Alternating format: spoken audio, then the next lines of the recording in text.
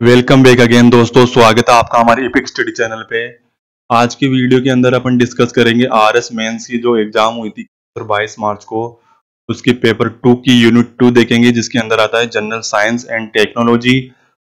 और ये दोनों हिंदी और इंग्लिश दोनों लैंग्वेज में रहेगी। आप तो वीडियो को शुरू से अंत तक देखिए और आप चैनल को सब्सक्राइब जरूर कर लीजिए और आने वाली नोटिफिकेशन के लिए आप बेल आइकन को दबा लीजिए। इसके अंदर पहला पार्ट है दोस्तों, जिसके अंदर 15 वर्ड के अपन को आंसर देने होते हैं और 2 नंबर का निर्धारित किए गए हैं। नाभिक लगभग समान द्रव्यमान के 2 नाभिकों में विभक्त हो जाते हैं और यह प्रक्रिया सामान्य ताप पर संभव होती है। और इसके अंदर क्या होता है, प्रति विखंड विमुक्त ऊर्जा अधिक होती है। दूसरी ओर अपन नाभिक के संलयन की देखें तो इस प्रक्रिया में 2 हल्के नाभिक संयुक्त होकर भारी नाभिक बनाते हैं, यानी इसके अंदर तो टूटते हैं और इसके अंदर जुड़ते हैं। और यह प्रक्रिया अत्यधिक ताप पर ही संभव हो पाती है। इसके लिए सामान्य ताप संभव है, जबकि में प्रति संलयन विमुक्त ऊर्जा कम होती है, जो कि 24 MV होती है। ये दोस्तों अपन को 15 वर्ड में आंसर देने थे, तो आपको महत्वपूर्ण की पॉइंट इसके अंदर डाल सकते थे। मैंने इसमें जो वर्ड की सीमा ली है वो थोड़ी ज्यादा ली है। अगला अपना क्वेश्चन था जो कि को कृत्रिम रूप से पकाने के लिए कैल्शियम कार्बाइड की भूमिका को स्पष्ट कीजिए। तो फलों को पकाने के लिए कृत्रिम रूप से कैल्शियम कार्बाइड की क्या भूमिका रहती है? तो इसके अंदर प्रमुख रूप से कैल्शियम कार्बोनेट में अल्प मात्रा में आर्सेनिक व फास्फोरस होता है, जो कि पानी में घुलने व एसिटिलीन गैस पैदा की बढ़ा देती है। और आर्सेनिक और फास्फोरस तथा एसिटिलीन शरीर के कई भागों को प्रभावित करते हैं तथा यह हानि भी पहुंचा सकते हैं। तो कैल्शियम कार्बाइड के फलों को पकाने में एसिटिलीन गैस की तरह इसका भी उपयोग किया जाता है, मगर यह हानिकारक है। नेक्स्ट क्वेश्चन की ओर बढ़ते हैं दोस्तों। ये पिछले पार्ट अपन ज्योग्राफी का क्वेश्चन डिस्कस किए थे, उसके अंदर एक क्वेश्चन था दक्षिण पूर्वी एशियाई देशों को बारे में बताइए। तो उसमें करेक्शन कर लीजिएगा क्वेश्चन के अंदर। उन देशों के अंदर ही देखिए दोस्तों, ये प्रमुख देश आते हैं दक्षिण पूर्वी एशियाई देशों के अंदर: कंबोडिया, लाओस, थाईलैंड, वियतनाम और ब्रुनई, मलेशिया, पूर्वी तिमोर जैसे इंडोनेशिया, फिलीपींस। उन देशों के बारे में समस्या के बारे में पूछा था। महत्वपूर्ण की पॉइंट आप उन देशों के बारे में डाल सकते थे। जैसे कंबोडिया में आबादी स्वास्थ्य के लिए बड़ी समस्या में कुपोषण लंबे समय से फैल रहा है। थाईलैंड में शरणार्थियों को वजह से समस्या है। और इंडो चाइना के अंदर चीन का दबाव, सिंगापुर में ये काफी दबाव दिखने को पड़ता है। तो आप ये महत्वपूर्ण पॉइंट डाल सकते थे दोस्तों। ये एक्चुअल क्वेश्चन नहीं है, ये अपन ने काफी मेहनत करके सर्च करके वीडियो के अंदर इसके आंसर डाले गए हैं। तो आप एक्चुअल आंसर की इसको नहीं मान सकते, क्योंकि ये आप एक अंदाजे से की पॉइंट इसमें लगा सकते हैं कि इस प्रकार से क्वेश्चन करेंगे तो आपको ज्यादा से ज्यादा नंबर मिल सकते थे। देखिए अपना अगला क्वेश्चन पूछे थे ओटीटी प्लेटफॉर्म के बारे में बताइए। ओटीटी प्लेटफॉर्म का फुल फॉर्म क्या होता है? ओवर द टॉप होता है, जिसका जैसे ओटीटी प्लेटफॉर्म कहा जाता है, जो कि इंटरनेट के जरिए वीडियो या अन्य मीडिया कंटेंट उपलब्ध कराता है। ओटीटी शब्द का उपयोग सामान्य रूप से वीडियो ऑन डिमांड प्लेटफॉर्म के लिए किया जाता है। इसके प्रमुख उदाहरण हैं जैसे नेटफ्लिक्स, अमेजॉन प्राइम, हॉटस्टार आदि ओटीटी ऐप के उदाहरण हैं। तो अपने 15 वर्ड के अंदर आंसर देना था, तो इसमें पूरे में से पूरे नंबर अपन को मिल सकते थे। और RFID अगला क्वेश्चन अपना, RFID प्रचालन के मूल सिद्धांत क्या है? इस तकनीकी के 2 उपयोग भी बताइए। तो RFID जिसे क्या कहते हैं, रेडियो फ्रीक्वेंसी, उसके आधार पर किस प्रकार से इसका उपयोग होता है, इसके बारे में पूछा था।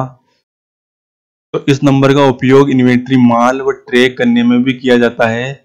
निष्क्रिय टैग जिसे RFID के रीडर की पूछताछ है तो रेडियो तरंगों की ऊर्जा संचालित होती है। और ये सक्रिय टैग एक बैटरी द्वारा संचालित होते हैं। इस प्रकार RFID को रीडर के सैकड़ों मीटर तक की अधिक दूरी तक भी पढ़ा जा सकता है। जैसे फास्टैग टोल संग्रह के लिए, संपर्क रहित भुगतान के लिए उपयोग किया जाता है।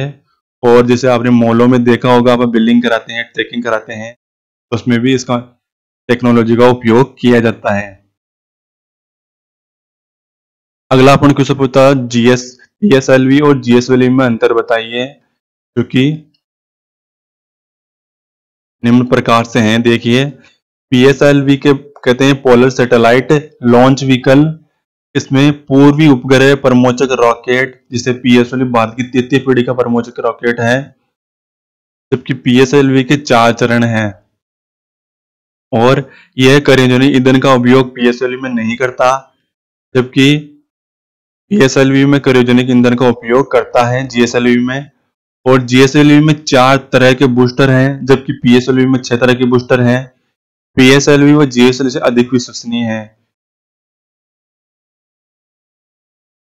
दूसरा है अपना GSLV के बारे में, तो यह भूतलीय काली उपग्रह परमोचक रॉकेट मार्क 2, जो कि भारत में विकसित सबसे बड़ा परमोचक रॉकेट है, जो कि वर्तमान में प्रचालन में है। यह 4थी पीढ़ी का परमोचक रॉकेट द्वारा सर्वो सेटअप ऑन से युक्त 3 चरणीय रॉकेट है। GSLV के प्रमुख 3 चरण हैं और GSLV क्रायोजेनिक ईंधन का उपयोग नहीं किया जाता। तो ये PSLV और GSLV के बारे में अंतर बता सकते थे आप। प्रमुख 2 पॉइंट आप डाल सकते थे इसके अंदर। फाइव 2 नंबर के आंसर के अंदर इसको आप ये पॉइंट प्रमुख डाल सकते थे। अगले क्वेश्चन अपना बी पार्ट का है, इसके अंदर डिस्कस करेंगे अपन। 5 अंक होगा एक क्वेश्चन का और 50 वर्ड के अंदर इसके आंसर देने होते हैं। तो देखिए दोस्तों, शुरू करते हैं।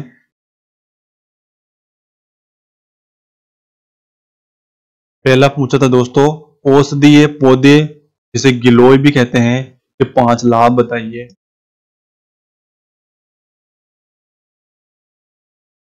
उसमें 5 लाभ बताने थे, 50 वर्ड थे इसके अंदर। अब आराम से इसके डाल सकते थे, जैसे इम्यूनिटी बढ़ाइए, बुखार में गिलोय, टीबी रोग के फायदेमंद के लिए गिलोय का सेवन, गिलोय के सेवन से कब्ज का भी इलाज होता है और लीवर के विकार हेतु गिलोय का भी उपयोग किया जाता है। डायबिटीज के मरीजों के लिए भी उपयोग किया जाता है और एनीमिया के उपचार के लिए, अस्थमा के लिए, लीवर के लिए। तो ये 5 प्रमुख रूप से डाल सकते थे आप पॉइंट। अब क्रिप्टो करेंसी के बारे में पूछा था, उसके नुकसान और फायदे के बारे में 15 वर्ड्स के अंदर। तो इसके प्रमुख अंतर पहला है, देखिए, क्रिप्टो करेंसी सबसे सिक्योर करेंसी मानी जाती है, क्योंकि ये क्रिप्टोग्राफी यानी ब्लॉकचेन टेक्नोलॉजी से मिलकर बनी होती है, क्योंकि ये थर्ड पार्टी या मीडिएटर का उपयोग नहीं करती और दो ट्रांजैक्शन करने वाली पार्टियों के बीच क्रिप्टो करेंसी ट्रांसफर व ट्रांजिशन मनी की तुलना में ज्यादा फास्ट होते हैं। क्रिप्टो करेंसी विश्वसनीय थर्ड पार्टी जैसे बैंक या क्रेडिट कार्ड कंपनी की जरूरत के बगैर 2 पार्टी आपस में सीधे ट्रांसफर यानी धन का कर सकती है। क्रिप्टो करेंसी की इन्वेंस के लाभ भी मिल सकता है और हानि भी हो सकती है। क्रिप्टो मार्केट में वैल्यू पिछले कई दशकों में आसमान छुए हैं। ये एक पॉइंट पर तो लगभग $2 ट्रिलियन तक पहुंच गई है। तो इसके अंदर इन्वेस्ट करने पर लाभ भी पहुंच सकता है और इसमें कोई मीडिएटर का यूज नहीं किया जाता। 2 पार्टियों के बीच में मध्य संपर्क और ये ब्लॉकचेन प्रणाली पर आधारित होती है। दूसरा अपन देखते हैं इसके जो डिसएडवांटेज है। क्रिप्टो करेंसी को लेकर दुनिया में सरकारें एक मत पर नहीं है। कुछ देशों में ये सरकारें लीगल करार दिया है, जबकि कईयों में है तलवार लटकी हुई है यानी। और क्रिप्टो करेंसी में हैकर्स का पसंदीदा बन गया है, जो कि इस्तेमाल कर हानिकारक गतिविधियों में भी कर सकते हैं, आतंकवादी और इनके उपयोग कर सकता है। एक पीयर टू पीयर सिस्टम जो कि किसी को भी कहीं भी पेमेंट भेजने व प्राप्त करने में सक्षम बनाता है, होने की वजह से ये किसी बैंक या सरकार के कंट्रोल में नहीं है। प्रमुख जो क्रिप्टो करेंसी है वो कौन सी है, जैसे रेड कॉइन, बिटकॉइन और भी जैसे लिब्रा है फेसबुक की, ये प्रमुख क्या है, क्रिप्टो करेंसी है। अगला अपना पूछा था क्वेश्चन 8वां, पिछली पीढ़ियों के मुकाबले नेटवर्क और 5G नेटवर्क में क्या अंतर है। तो अपन को नेटवर्क के बारे में बताना था। तो इसमें जैसे लेटेंसी के बारे में बता सकते थे कि लेटेंसी किसी डाटा का एक पॉइंट से दूसरे पॉइंट तक ट्रेवल करने के लगने वाला समय है। यानी 4G के अंदर ये ज्यादा समय लगता था, जबकि कितना 40 सेकंड का, मिली सेकंड का समय लगता था, जबकि 5G में ये है 1 मिली सेकंड का समय लगता है लेटेंसी, यानी ट्रेवल करने में कितना टाइम लगता है। और नेटवर्क कवरेज, क्योंकि 5G ग्रामीण इलाकों में नहीं फैला है, तो 5G 3 डिफरेंट बैंडों में बांटा गया है, क्योंकि इसके पास खुद की फ्रीक्वेंसी रेंज व स्पीड है। 5G की कैपेसिटी 3G व 5G दोनों नेटवर्क से बेहतर मानी जाती है। दूसरा अपन पॉइंट डाल सकते थे इसके अंदर कि 5G और 4G की तुलना काफी विलंबता है। अधिक तात्कालिक और रियल टाइम पहुंचने को प्रदान करने में 5G की विलंबता काफी कम है, यानी कम समय के अंदर यह पहुंच जाती है। और 5G को ट्रैफिक क्षमता नेटवर्क 100% वृद्धि का समर्थन करने के लिए डिजाइन किया जाता है। अगला है 5G एक वायरलेस नेटवर्क टेक्नोलॉजी है जो कि अधिक डाटा स्पीड व अल्ट्रा लो लेटेंसी से ज्यादा रियलिबिलिटी और अत्यधिक नेटवर्क क्षमता के साथ 5G को अन्य जैसे जो भी पीढ़ियां आई अपनी 3G 4G उनसे बेहतर माना जाता है। देखिए दोस्तों, इसमें दे रखा है 324 KB जो कि स्पीड होती थी 4G की 100 MB, अब 5G की 10 GB तक स्पीड हो सकती है। एक ये क्वेश्चन पूछा था जो कि हाल ही में न्यूज में ये चर्चा में था, मगर ये काफी डीपली क्वेश्चन है, जैसे कि इसके बारे में कम लोगों को पता होगा, क्योंकि मिसाइल और सामरिक प्रणाली जैसे MSS का उद्देश्य लिखिए और MSS क्लस्टर में शामिल प्रयोगशाला के बारे में लिखिए। तो ये DRDO द्वारा ये प्रमुख मिसाइल थी, सामरिक मिसाइल।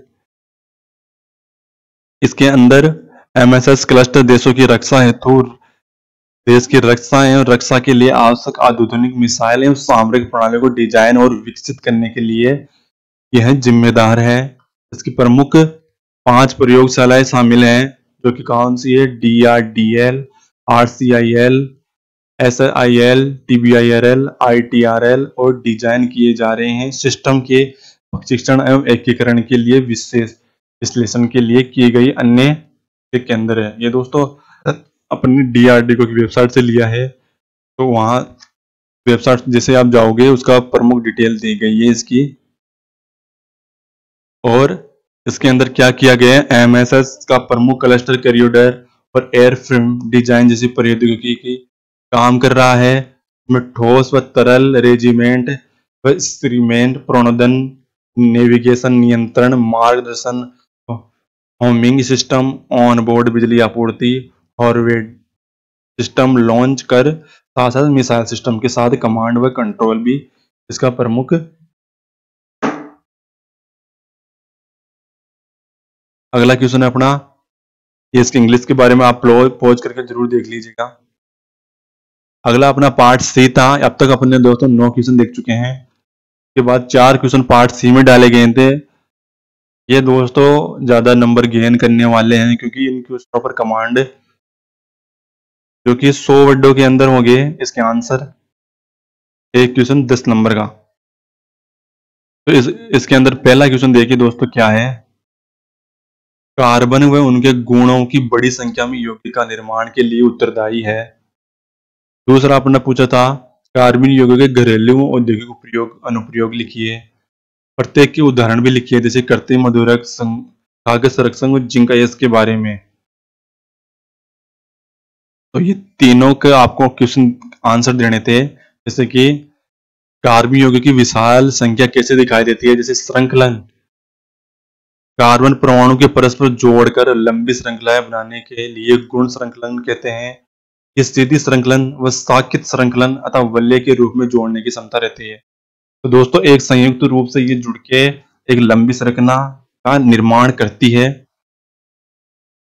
और चतुसंयोजकता, कार्बन की चतुसंयोजकता के कारण यह अन्य कार्बन परमाणु जैसे अन्य तत्वों के परमाणु संयोजन से संयोजी आबंधों द्वारा जोड़ा जाता है। क्योंकि यह क्या होता है, संयोजी आबंध में एकल एकल करके एकल, द्विबंध व त्रिबंध इलेक्ट्रॉनिक साझेदारी का द्वारा बनाया जा सकता है। अतः यौगिकों की संख्या में बहुत अधिक बढ़ जाती है। तो अपन ने पहला इसका आंसर हो गया। इसके बाद दूसरा, कार्बन यौगिक के घरेलू और औद्योगिक अनुप्रयोग बताने थे। जैसे इसका औद्योगिक उपयोग में किस प्रकार किया जाता है, तो कार्बन लिथियम और कार्बन एल्युमिनियम यौगिक उत्प्रेरक के रूप में प्रयुक्त एक रूप होते हैं। और कार्बनिक धात्विक यौगिक के उत्प्रेरक के रूप में प्रयोग द्वारा अनेक रंजक जैसे रासायनिक उद्योगों में निर्माण में संभव होता है। रासायनिक संश्लेषण व इग्नोर्ड व अभिकर्मक अन्य लिथियम यौगिकों को कार्बन संश्लेषण में उपयोग। और इसका घरेलू उपयोग क्या है, जैसे साबुन, वैसलीन, क्रीम, लकड़ी, कोयला, मिट्टी के तेल आदि का घरेलू इसके डोमेस्टिक उपयोग प्रमुख रूप से है। दूसरा हो गया। अब तीसरा था अपन का कि जो उदाहरण दिए थे उनके बारे में बताना था कि कौन कौन से हैं। तो ये आप अगर इस पॉइंट के अंदर आप जैसे इसकी उदाहरण करती मधुरों की उदाहरण लिख लें, जैसे सिलिकॉन, एस्ट्रोम, स्ट्रोलोज। और उसके बारे में जैसे कृत्रिम मधुर रासायनिक पदार्थ होते हैं जो स्वाद में मीठे लेकिन हमारे शरीर के लिए कैलोरी प्रदान नहीं करते हैं। ये शरीर के अपरिवर्तित अवस्था में उत्सर्जित होते रहते हैं। दूसरा उदाहरण था खाद्य संरक्षण, वैसा रासायनिक पदार्थ जो भोजन में एंजाइम एवं बैक्टीरिया से मुक्त कर मनुष्य के खाने योग्य रखता हो, खाद्य संरक्षण कहलाता है। जैसे सोडियम बेंजोएट, ये उदाहरण आपको डालने थे उसमें, और स्कार्बिक अम्ल तथा इसका लवण।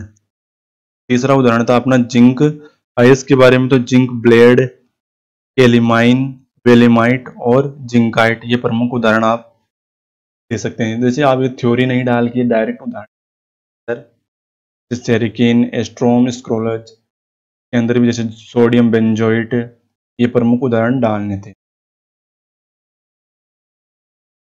अगली अपना दोस्तों क्वेश्चन था 11 नंबर का, मानव की आंख प्रणाली का वर्णन करें और दृष्टि के विभिन्न दोष, एक जो अपवर्तक दोष है उसके सुधारात्मक उपाय के बारे में बताना था।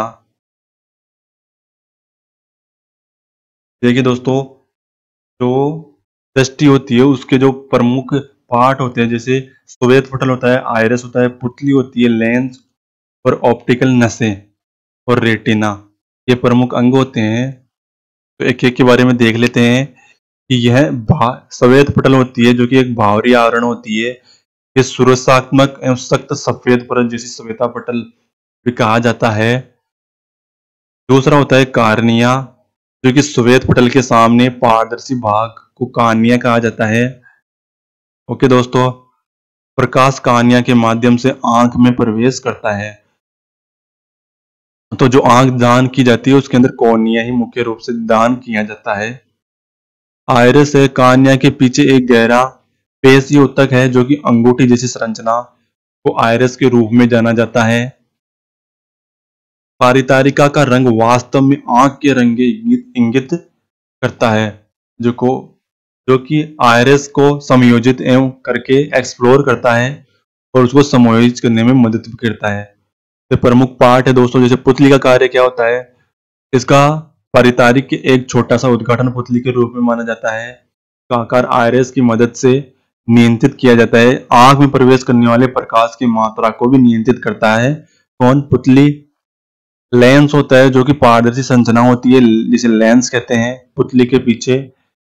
सिलियरी मसल्स की क्रिया से यह रेटिना पर प्रकाश केंद्रित करने के लिए एक अपना आकार बदलती है। जैसे ही प्रकाश दोस्तों दूर की वस्तु अपन ध्यान केंद्रित करने के लिए ये पतला हो जाता है और पास की वस्तुओं को ध्यान केंद्रित करने के लिए ये मोटा हो जाता है। तो ये अपनी कैमरे के समान कार्य करता है। दूर की वस्तुएं देखें तो ये पतला हो जाता है और पास की वस्तुएं देखते हैं तो मोटा हो जाता है लेंस का। अगला है नेक रेटिना, जो कि एक प्रकाश संवेदनशील परत है जिसमें कई तंत्रिका कोशिकाएं होती है। ये लेंस द्वारा बनाई गई छवियों को विद्युत आवेगों के परिवर्तित करती है। विद्युत आवेगों को ऑप्टिकल तंत्रिका के माध्यम से मस्तिष्क में प्रसारित किया जाता है। अगली है ऑप्टिकल नसें। ऑप्टिकल नसें दो प्रकार की होती है, शंकु और छड़। शंकु जो कि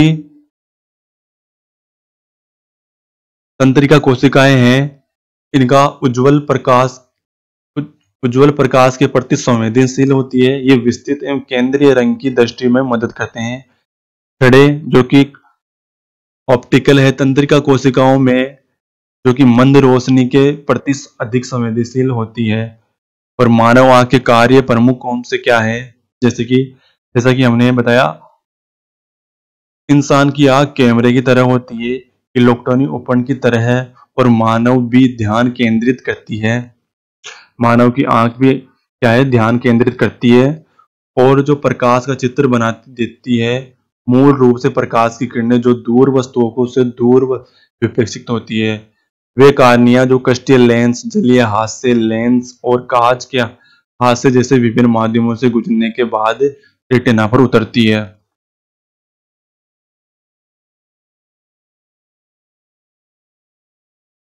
और प्रमुख रूप से क्या कार्य है दोस्तों, देखिए, आंसू जो कि आंख को चिकना व नम रखते हैं जैसे पलकों की गति सहजता पूर्वक हो सके। आंसू ब्रह्म वस्तुओं जैसे धूल कण आदि को धोकर साफ कर देती है।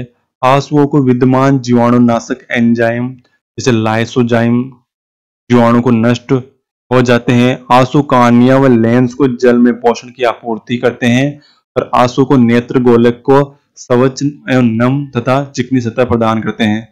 तो ये दोस्तों डायग्राम दिया गया है, उसके अंदर प्रमुख पार्ट दिए गए हैं। जैसे ये प्रकार से पुतली है, नेत्र दोतों के क्रिस्टलीय लेंस होता है और स्वच्छ मंडल होता है और पारितारिका होती है, ये कचाप द्रव भरा होता है। यहाँ पे दर्भ तंत्रिका जो कि शरीर से जुड़ा होता है, दृष्टिपटल और प्रसाक पेशियां। एक अब इसके बारे में दृष्टि दोष के निवारण के बारे में पूछा था। तो दोस्तों, यदि कोई व्यक्ति दूर दृष्टि दोष से पीड़ित है तो उसको निकट की वस्तुएं स्पष्ट नहीं दिखाई देती, दूर की वस्तुएं स्पष्ट दिखाई देती है। अगर दूर दृष्टि दोष से जो भी व्यक्ति अगर पीड़ित है तो उसको पास की वस्तुएं सही नहीं दिखेगी। उसके निवारण के लिए अपन को क्या करना चाहिए, तो लेंस लगाना चाहिए। जैसे कि दूर दृष्टि दोष के कारण आंखों का फोकस दूरी बढ़ जाती है, इसी वजह से आंखों में लेंस की अपसारी क्षमता कम हो जाती है। दोष के लिए निवारण के लिए प्रयुक्त करना चाहिए उत्तल लेंस, जो कि अपसारी लेंस भी इसे कहा जाता है। ये अपन ने देखा दोस्तों आंख की संरचना और उसके बारे में कार्य, एक दोष बताना था। क्वेश्चन को 3 भागों में डिवाइड करके अपन को बताना। अगला है दोस्तों अपना RT-PCR के बारे में बताना था, क्योंकि ये काफी चर्चा में था कोविड-19 के कारण। तो इसके बारे में क्या पूछा था, देखिए दोस्तों, पहला पूछा था रियल टाइम RT-PCR की अवधारणा की व्याख्या कीजिए और कोविड-19 में RT-PCR की सिटी वैल्यू क्या है, सिटी वैल्यू के बारे में बताना था। पहला है, देखिए दोस्तों, RT-PCR का फुल फॉर्म जो कि क्या होता है, prevent transaction polymerase chain reaction जिसे कहते हैं। PCR क्या है, इसका मतलब होता है पॉलीमरेज चेन रिएक्शन। ये एक विशिष्ट जीव की आनुवंशिक सामग्री का पता लगाने के लिए एक परीक्षण है, जैसे कि वायरस। परीक्षण आपके संक्रमित न होने के बाद भी वायरस के अंशों का पता लगा सकता है। और RT-PCR में कोविड-19 टेस्ट क्या है, कोविड-19 टेस्ट के अंदर पॉलीमरेज चेन रिएक्शन जिसे PCR भी कहते हैं शॉर्ट फॉर्म में, परीक्षण के लिए एक आणविक परीक्षण है जो कि आपके ऊपरी श्वसन नमूने को विश्लेषण करता है। तो दोस्तों ये RT-PCR के बारे में बताना था। और ये RNA की तलाश करता है उसके अंदर, और कोविड-19 के अंदर 2 फरवरी 2020 में इसका उपयोग अधिकृत होने के बाद पीसीआर परीक्षण कोविड-19 के निदान के लिए एक सर्वमान्य मानक परीक्षण रहा, जो कि सटीक और विश्वसनीय भी रहा। दोस्तों जैसे दोस्तों कोविड-19 फैल रहा था, उसके बाद पीसीआर को मंजूरी दी गई कि इसके बाद इसका प्रमाणित किया गया कि इसके आप टेस्ट कर सकते हैं। और इसमें सीटी वैल्यू, जो कि कोविड-19 के अंदर हमेशा सीटी वैल्यू दी जाती है। सीटी वैल्यू के अंदर क्या होता है कि इसे मरीज की पता लगाया जाता है कि वह कोरोना से संक्रमित है या उसके अंदर कोरोना के लक्षण कितने गंभीर स्थिति तक हैं, उसका पता लगाया जाता है सीटी वैल्यू के अंदर। अगर कोरोना की आरटी-पीसीआर टेस्ट के अंदर सीटी वैल्यू 35 होती है तो व्यक्ति की रिपोर्ट नेगेटिव माना जाता है, यानी व्यक्ति अगर कोरोना नेगेटिव संक्रमित नहीं है। सीटी का अर्थ होता है कि साइकिल रेड होल्ड से फुल फॉर्म। सीटी वैल्यू के जरिए पता लगाया जाता है कि मरीज की स्थिति कितनी गंभीर है, यानी उसके शरीर में कोरोना वायरस किस हद तक फैल गया है। अगर सीटी वैल्यू किसी सैंपल की कम हो जाती है तो उसके अधिक गंभीर माना जाता है। दोस्तों ये प्रमुख इसकी जो सीमा है 35 से 24 होती है, जो कि इसके अंदर अगर कोरोना है जिससे 35 तक है तो उसको कोई घबराने की बात नहीं है, मगर 24 से जिससे इसके नीचे जाती है तो गंभीर स्थिति माना जाता है। अगर सीटी नंबर ज़्यादा हो तो इसकी हल्का इंजेक्शन भी गिना जाना चाहिए। तो ये सीटीआर वैल्यू के बारे में अपन को बताना था प्रमुख रूप से। अगला अपना क्वेश्चन था दोस्तों, प्रमुख वैज्ञानिक दिए गए थे और उनके बारे में बताना था कि जो जानकारी किस प्रकार से है।